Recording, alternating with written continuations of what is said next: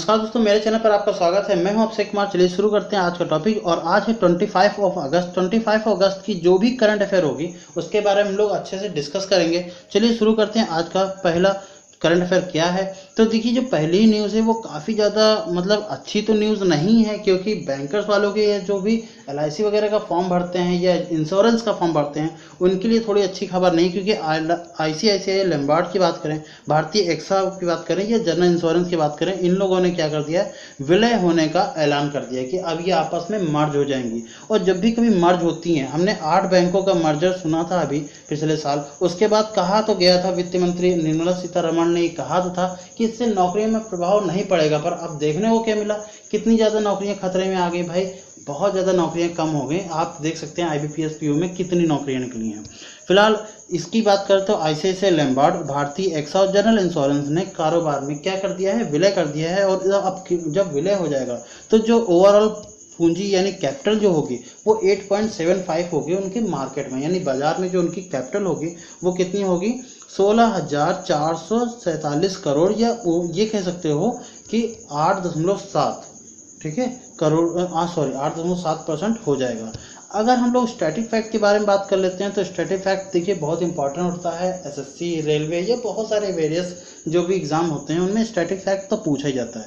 तो भारतीय AXA general insurance company का मुख्यालय कहाँ पर है, महाराष्ट्र के मुंबई में है। और इसी तरीके से ICICI बैंक की बात करें लैम्बार्ड की, उसका भी महाराष्ट्र के मुंबई में है, ठीक है। इनके जो MD एंड CEO हैं भारतीय एक्सा के, वो राजीव श्रीनिवासन हैं, और Bhargava Das Gupta MD and CEO किसके हैं, ICICI लैम्बार्ड के हैं। इतनी आपको जानकारी होनी चाहिए। आइए नेक्स्ट टॉपिक की बात कर लेते हैं। 23 अगस्त को क्या बनाया जाता है, international day for the remembrance of the slave trade and it's abolition, यानी कि अगर हम दास व्यवहार और उनके उन्मूलन की याद के लिए अंतर्राष्ट्रीय दिवस, ये कब मनाया जाता है, 23 अगस्त को मनाया जाता है। इसको आप याद रखिएगा, बिल्कुल बहुत इंपॉर्टेंट है। उसको मनाता कौन है, यूनेस्को मनाता है, यूनेस्को मनाता है, UNESCO। तो इसका फुल फॉर्म क्या होता है, United Nation Education and Science Culture organisation.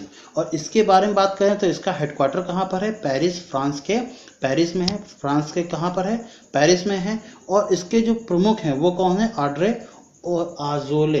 कौन है, ऑड्रे अज़ौले। और इसकी स्थापना 16 नवंबर 1945 को हुई थी। और यूनेस्को डे कब मनाया जाता है, ये भी क्वेश्चन पूछा जाता है, तो वो 16 नवंबर को मनाया जाता है हर साल, ठीक है। अब ये दास व्यवहार का जो है, दास व्यापार और उनमें उन्मूलन की याद के लिए अंतर्राष्ट्रीय दिवस, ये एक्चुअल में है क्या, देखिए जो दास का जो कारोबार था वो काफ़ी खराब था और उनको अच्छा सम्मान नहीं दिया जाता था। तो 22 अगस्त और 23 अगस्त को दिन ऐलान किया गया।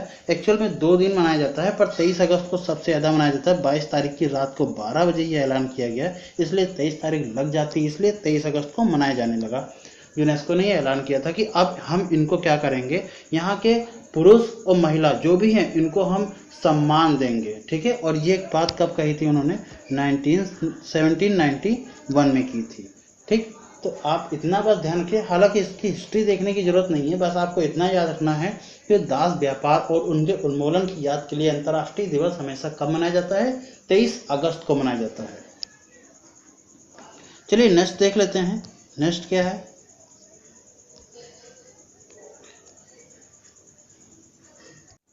देखिए जो नेक्स्ट खबर है वो एक्सिस बैंक की तरफ से है। एक्सिस बैंक के द्वारा गिग अपॉर्चुनिटीज नामक एक नई पहल की गई है।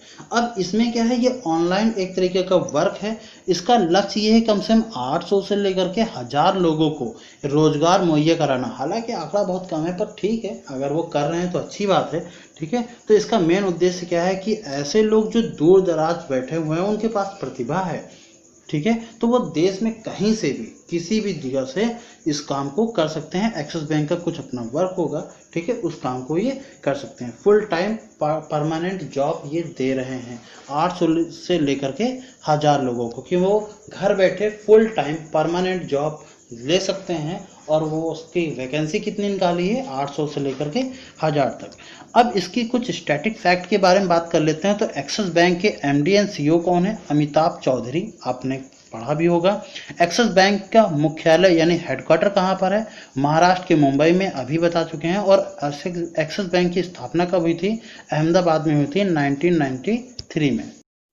अगली खबर पर रुख करते हैं तो भारत सरकार द्वारा अश्विनी भाटिया को भारतीय स्टेट बैंक यानी एसबीआई की बात करें, ठीक है, का नया प्रबंधक निदेशक चुना गया है। इनको मैनेजिंग डायरेक्टर के रूप में इनको नियुक्त किया गया है। अगर बात करते हैं भारतीय स्टेट बैंक के अध्यक्ष कौन है, तो वो है रजनीश कुमार। याद रखिएगा, ये काफ़ी इंपॉर्टेंट है। स्टेट बैंक के जो अध्यक्ष हैं, ठीक है, वो कौन है? रजनीश कुमार। और स्टेट बैंक के हेडक्वार्टर कहाँ पर है? मुंबई में है, इसको भी याद रखिएगा। और इसकी स्थापना कब हुई थी? 1 जुलाई 1955, 1 जुलाई 1955 में इसकी स्थापना हुई थी। इतना आपको याद रखना है। और अगर इनकी बात करें किसको नियुक्त किया गया है, तो अश्विनी भाटिया को नियुक्त किया गया है। अश्विनी भाटिया कौन रहे? तो ये रहे इनकी इमेज, आप देख सकते हैं, ये रहे अश्विनी भाटिया। और इन्हीं को ही नियुक्त किया गया है एसबीआई का नया प्रबंध निदेशक यानी मैनेजिंग डायरेक्टर। अगली खबर की बात करते हैं तो असम से है। असम में भारत की सबसे लंबी नदी रोपवे का उद्घाटन किया गया है। आपको बस इतना याद रखना है कि रोपवे का उद्घाटन कहाँ किया गया है? भारत की सबसे लंबी नदी, और इसकी लंबाई जो है वो 1.8 किलोमीटर की है। अब ये क्या करेगी? ब्रह्मपुत्र, जो असम में कौन सी नदी बहती है? ब्रह्मपुत्र नदी बहती है। ब्रह्मपुत्र नदी और गुवाहाटी और उत्तरी गुवाहाटी को आपस में जोड़ती हुई ये नदी बनाई गई है, जिसकी लंबाई 1.8 किलोमीटर रखी गई है। अब आप कहेंगे 1.8 किलोमीटर की लंबाई है इसकी, और आप कह रहे हैं कि भारत की सबसे लंबी नदी है, क्यों?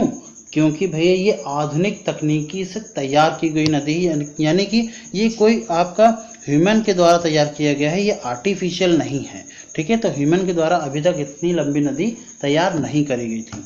अब असम की बात कर लेते हैं तो असम के सीएम कौन है? सर्बानंद सोनोवाल असम के सीएम है। और राज्यपाल की बात करें तो जगदीश मुखी यहाँ के राज्यपाल यानी गवर्नर हैं। एक और छोटी सी खबर देख लेते हैं कि जितेंद्र सिंह ने गैस्ट्रिक कैंसर बुक का विमोचन किया है। बस आपको इतना याद रखना है कि जितेंद्र सिंह ने किस बुक का विमोचन किया है, तो गैस्ट्रिक कैंसर नाम की एक बुक है जिसका विमोचन किसने किया है? जितेंद्र सिंह ने किया है। अब ये जितेंद्र सिंह कौन है? चिकित्सा के क्षेत्र में इन्होंने बहुत अच्छा काम किया है और इनको 2009 में इनको पद्मश्री से सम्मानित भी किया गया था। तो आपको बस इतना याद रखना है कि गैस्ट्रिक कैंसर का विमोचन किसने किया है? गैस्ट्रिक कैंसर एक बुक है, इसका विमोचन किया है जितेंद्र सिंह ने। जितेंद्र सिंह को 2009 में पद्मश्री से सम्मानित किया गया था। किसके लिए किया गया था? चिकित्सा के क्षेत्र में बहुत अच्छा काम किया था, इसके लिए उनको सम्मानित किया गया था। चलिए नेक्स्ट खबर को देख लेते हैं कि पर्यटन मंत्रालय ने पर्यटन को बढ़ावा देने के लिए, यानी कि जो लोग आते हैं उनसे बहुत सारी इनकम होती है, तो इसके लिए इन्होंने TAAI और FICCI और FLO के साथ मिल करके समझौता किया है। आपको बस इतना याद रखना है कि पर्यटन मंत्रालय ने किसके साथ समझौता किया है? TAAI, FICCI और FLO के साथ। अब हो सकता है कि ये एग्जाम में ना आए, पर TAAI का फुल फॉर्म में A क्या है, या T क्या है, या I क्या है, या FICCI में एक C का मतलब क्या है, I का मतलब क्या है, तीसरे C, दूसरे C, इस टाइप की, या FLO में L का मतलब क्या है, यानी कि इसका कुल मिलाकर के फुल फॉर्म पूछा जा सकता है। तो सुनिए जरा, TAAI का फुल फॉर्म क्या होता है? Travel agency association of India. क्या होता है? Travel agency association of India. FICCI का फुल फॉर्म क्या होता है? FICCI का फुल फॉर्म होता है, चलो अच्छा FLO का पहले देख लेते हैं, वो थोड़ा याद नहीं आ रहा है। FLO का होता है फिक्की लेडीज ऑर्गेनाइजेशन। क्या होता है? FICCI ladies organisation. और अब FICCI का फुल फॉर्म मुझे इसमें प्रेजेंट टाइम पे याद नहीं आ रहा है, इट्स ओके, तो कोई बात नहीं, आप इसका गूगल पर सर्च करिएगा और देखिएगा क्या है, मैं इसको कमेंट बॉक्स में नीचे लगा दूंगा। अगला देख लेते हैं इसी में ही कि ट्राइब्स इंडिया शोरूम का उद्घाटन किया गया है। क्या? ट्राइब्स इंडिया शोरूम का उद्घाटन किया गया था। कहाँ किया गया है? मुंबई में किया गया है। और उसका उद्घाटन किसने किया है? अर्जुन मुंडा ने किया है। किसने किया है? अर्जुन मुंडा ने उद्घाटन किया। अच्छा, ये किया क्यों गया है? आदिवासी लोग की आजीविका को बढ़ावा देने के लिए, ठीक है, ट्राइफेड जनजाति के मामले को बढ़ावा देने के लिए, इसकी पहल रखने के लिए एक उद्घाटन किया गया है ट्राइब्स इंडिया शोरूम का। यहाँ पर आदिवासी की जितनी भी चीज़ें होंगी वो यहाँ पर आपको प्राप्त हो जाएंगी। ठीक है, तो ये चीज़ आपको याद रखना है बस इतना कि ट्राइब्स इंडिया शोरूम का उद्घाटन कहाँ किया गया है, तो वो मुंबई में किया गया है। और इसका उद्घाटन किसने किया है, तो अर्जुन मुंडा ने यहाँ पर उद्घाटन किया है। अश्विनी भाटिया वाला हम लोग कर चुके हैं, तो अब ये दोबारा आ गया है। I am sorry for this, but कोई बात नहीं। आज के लिए इतना ही। Thank you very much. Video को लाइक कीजिएगा, शेयर कीजिएगा, चैनल पर नए आए हो तो सब्सक्राइब कीजिएगा, साथ ही बेल आइकन को प्रेस कर लीजिएगा ताकि आपको बहुत सारी नोटिफिकेशन मिलती रहें हर एक वीडियो की। Thank you very much. के बी नॉलेज बूस्टर को प्यार देने के लिए धन्यवाद। Thank you very much. जय हिंद।